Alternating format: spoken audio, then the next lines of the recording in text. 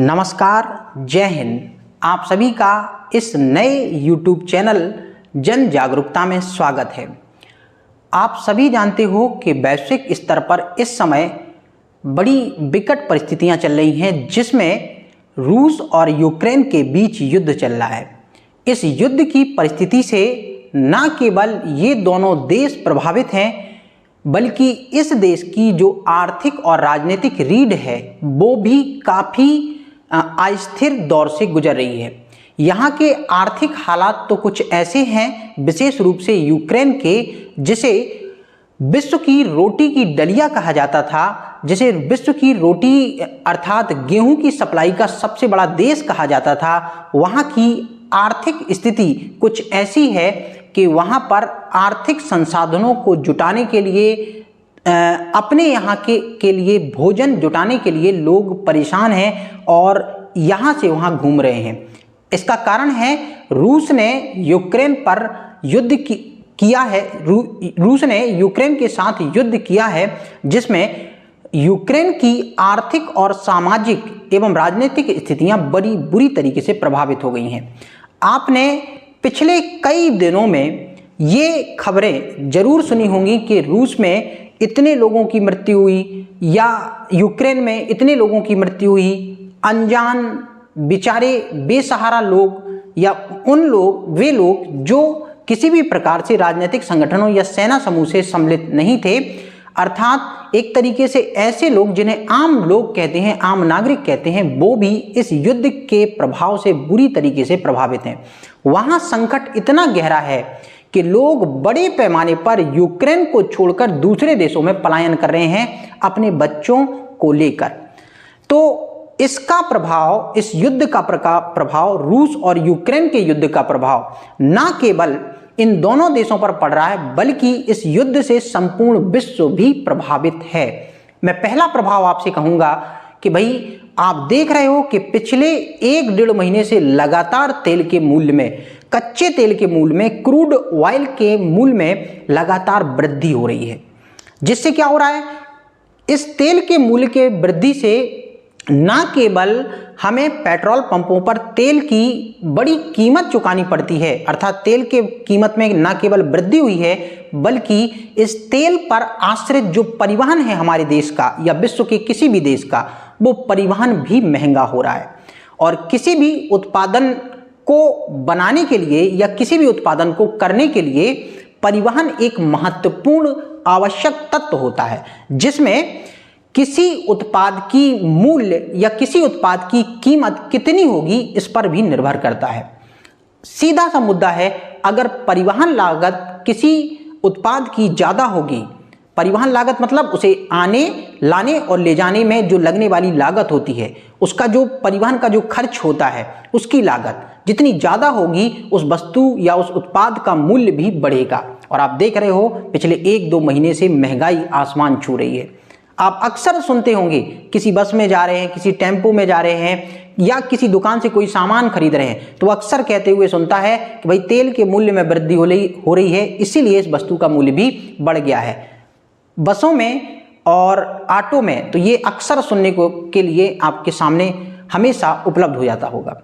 तो तेल की कीमत तो अंतर्राष्ट्रीय स्तर पर बढ़ ही रही है, बल्कि इससे संबंधित जो विभिन्न प्रकार के उद्योग हैं, मेरा कहना है कि सभी उद्योग लगभग तेल के मूल्य से संबंधित होते हैं। और जहां तेल में वृद्धि होती है तो सभी चीज़ों में प्रत्यक्ष या अप्रत्यक्ष तौर पर मूल्य में वृद्धि देखी जाती है।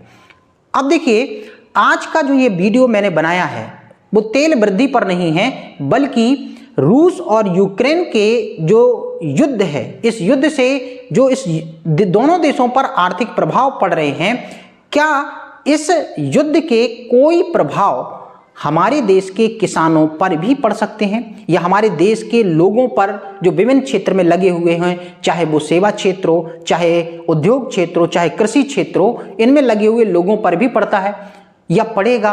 तो भाइयों, यहाँ पर मैं आपको ये वीडियो लेकर, इस जानकारी को लेकर आया हूँ ताकि उन लोगों को परिचित करा सकूं जो विभिन्न जानकारियों के अभाव में इस चीज़ों का लाभ, परिस्थितियों का, वैश्विक या राष्ट्रीय परिस्थितियों का लाभ नहीं ले पाते। मेरा आपसे सभी से यही कहना है कि मैं इस चैनल को सिर्फ इसलिए प्रारंभ कर रहा हूं, सिर्फ और सिर्फ इसलिए प्रारंभ कर रहा हूं ताकि मैं भारत के उन लोगों तक वो जानकारियां उपलब्ध करा सकूं जिन जानकारियों के अज्ञान में या ज्ञानता में या अल्पता में वो उन चीज़ों का लाभ नहीं ले पाते, जिन चीज़ों का लाभ लेने के लिए विश्व के या भारत के पढ़े लिखे लोग या भारत के धनाढ्य लोग जिन चीज़ों का लाभ लेकर बड़ा मोटा मुनाफा कमाते हैं।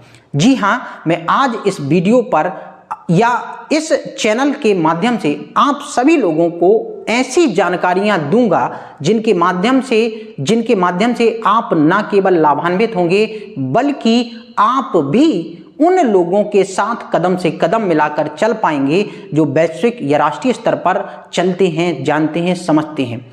इस चैनल के माध्यम से मैं किसानों की बात करूंगा, इस चैनल के माध्यम से मैं निम्न गरीब वर्ग की बात करूंगा, मैं इस चैनल के माध्यम से विकलांगों की, दिव्यांगों की बात करूंगा, मैं इस चैनल के माध्यम से मध्यम वर्ग की और अमीर वर्ग की उन कॉज की, उन बातों की, उन चीज़ों की बातें करूंगा जिनसे सभी वर्गों को लाभ होता हो। तो आज का हमारा ये वीडियो विशेष रूप से भारतीय किसानों पर आधारित है, विशेष रूप से भारतीय किसानों पर निर्भर है।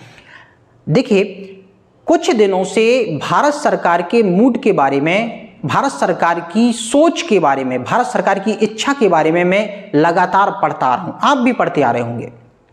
वैश्विक स्तर की जो परिस्थितियां हैं जिनसे मैंने आपसे परिचित करवाया है, उनका प्रभाव भारत पर भी पड़ेगा और ये प्रभाव भारत पर पड़ेगा नहीं, पड़ चुका है, जिसके परिणाम स्वरूप भारत सरकार के दो बातें मैं आपको बताना चाहता हूं जो भारत सरकार ने अभी की हैं।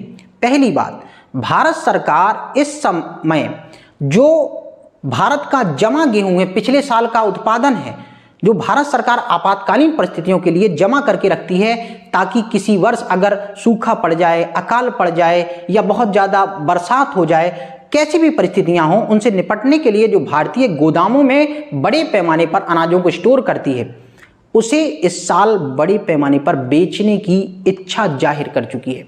अर्थात जो पिछले स्टोर हैं उनको खाली करने की बात चल रही है। दूसरी बात, भारत सरकार लगातार इस बार कोशिश कर रही है कि अधिक से अधिक खरीदारी समर्थन मूल्य पर की जाए, किसानों से समर्थन मूल्य पर की जाए, जिसकी बात किसी कानूनों में भी दिखाई देती है। लेकिन यहां पर सरकार बड़े मूड में है, इस बार ज्यादा खरीदारी की इच्छा जाहिर की है। तीसरी बात जो मैं निजी व्यापारियों के सापेक्ष आपको बताना चाहता हूं, जो मैंने एनालिसिस की है, खोजी है, जानी है, मैं आपको बताना चाहता हूं। तीसरी बात, इस समय भारत के बड़े व्यापारी या उद्योगपति जो अनाज के व्यापार से लगे हुए हैं, कृषि उत्पादन से लगे हुए हैं, वो लोग सीधे किसानों से माल खरीदकर, किसानों से उत्पादन खरीदकर सीधे बंदरगाह तक विभिन्न परिवहन के साधनों से पहुंचा रहे हैं। बंदरगाह मतलब समुद्र के किनारे तक, ताकि उसे अंतर्राष्ट्रीय स्तर पर बेचा जा सके। तो भाई इन तीनों चीजों से, पहला, सरकार द्वारा बड़े पैमाने पर गोदाम खाली करना, भाई गोदाम तो भरे रहेंगे, नए उत्पादन से सरकार फिर से गोदाम भरेगी, लेकिन पुराने गोदाम जो 2 सालों के लिए भरे जाते हैं वो क्यों खाली कर रही है? अर्थात इसका मतलब है कि अंतर्राष्ट्रीय स्तर पर कृषि उत्पादन की मांग बढ़ी है। और क्यों बढ़ी है? मैंने थोड़ी देर आपसे पहले कहा कि यूक्रेन जो विश्व की रोटी की टोकरी कहलाता है, डलिया कहलाता है, वहां पर संकट विपत्ति का ये समय है उसके लिए, जिस कारण उसने अंतर्राष्ट्रीय स्तर पर जो अनाज की मांग है, विशेष रूप से गेहूं की मांग है, उसे पूरा नहीं किया है। और जब उसके द्वारा पूरा नहीं किया है तो दक्षिण एशिया में गेहूं का बड़ा उत्पादक कौन है? भारत। तो भारत से कई देश गेहूं को खरीदना चाहते हैं, अर्थात अंतर्राष्ट्रीय स्तर पर मांग बढ़ गई है। साथ ही इसका लाभ देखिए, बड़े लोग, बड़े व्यापारी जो उत्पादन नहीं करते हैं, किसान से उत्पाद खरीदकर केवल उसे बेचते हैं, वो भी भारत में नहीं बेच रहे हैं, वो भी अंतर्राष्ट्रीय स्तर पर इसको बेचने की बराबर कोशिश कर रहे हैं, बराबर क्या कर रहे हैं? प्रयास कर रहे हैं। तो मेरा भारतीय किसानों से ये कहना नहीं है कि आप भी अपने माल को अंतर्राष्ट्रीय स्तर पर बेचो, भाई भारतीय किसान नहीं बेच पाएगा। मेरा भारतीय किसानों से केवल इतना कहना है, किसान भाइयों से केवल इतना कहना है कि अगर वो अपने गेहूं के उत्पादन को सरकारी मर्यादित सोसाइटियों में जो राज्य सरकारों के अधीन होती हैं, वहाँ पर समर्थन मूल्य पर बेचने के लिए ले जाना चाहते हैं या ले जा रहे हैं, तो मेरा ये भी कहना नहीं है कि वहाँ पर मत ले जाइए, ले जाइए, क्योंकि मैं जानता हूँ भारतीय किसानों के पास इस सीजन में विशेष रूप से ये संस्कारों का सीजन है, फंक्शन का सीजन है, विवाह संस्कारों का सीजन है। इस समय किसानों को धन की काफ़ी आवश्यकता होती है। इसके अलावा भारतीय किसान वैसे भी साल भर वर्ष भर कर्ज में फंसा रहता है। वो अपनी खेती किसानी भी कर्ज के आधार पर ही करता है, और जब उसका उत्पादन आता है तो कर्जदार उसके दरवाजे में खड़े होते हैं और मांगते हैं कि भाई अपनी फसल बेच के आप हमारा कर्ज चुकाइए।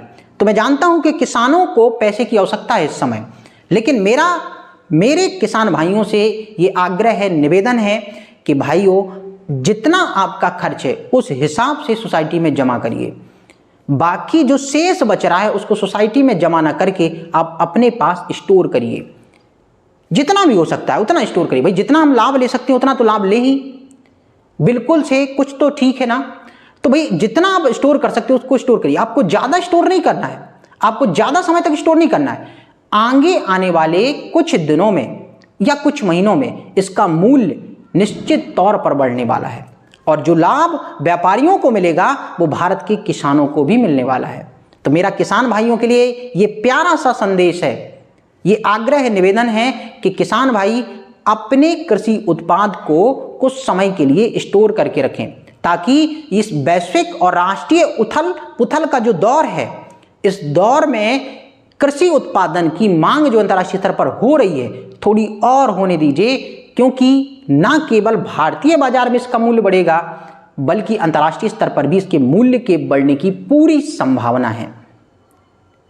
तो इसके लिए अगर आप कर सकते हैं तो इसको करिए। ये छोटी सी जानकारी थी अंतर्राष्ट्रीय और राष्ट्रीय। जो अगर आप लोगों ने इस चैनल को अपना प्यार नहीं दिया है, अर्थात इस चैनल को सब्सक्राइब नहीं किया है, इस चैनल को आपने अभी तक नहीं देखा है, तो आप लोगों से कहना है प्यारे किसान भाइयों या मित्रों, भाइयों बहनों, कि इस चैनल को अपना प्यार दें, सब्सक्राइब करें और घंटी को दबाना ना भूलें, ताकि मेरे द्वारा इसी तरह की जो मैंने बताई हैं जानकारियाँ सबसे पहले आप तक पहुँच सकें। जय हिंद, जय भारत, नमस्कार।